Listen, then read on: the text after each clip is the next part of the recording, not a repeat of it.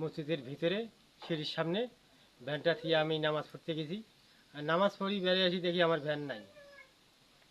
এখন ডাঙ্গাহাটের মানুষ, সবগুলা মানুষ ওখানে দাঁড়িয়ে, ভ্যান কি নিয়ে গেল, কে নিয়ে গেল, ভ্যান কোথায় গেল, কোনো হুদিশ পাওয়া গেল না। তখন থেকে আমি চেয়ারম্যানও বিচার দিয়েছি, মেম্বারও বিচার দিয়েছি, মেম্বার কোথাও কোনো জ্ঞান করে না। তারপর পূর্বে আমি চেয়ারম্যানের কাছে আবার গেলাম সোমবারে। চেয়ারম্যান করে যে মসজিদ কমিটি কও, মসজিদ কমিটি কয় যে চেয়ারম্যানও কও।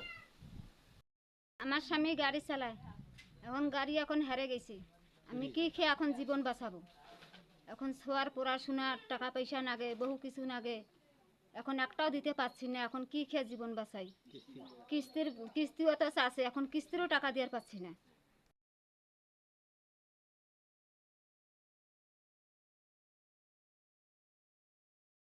ভ্যানটার মাধ্যমে সে খায় এবং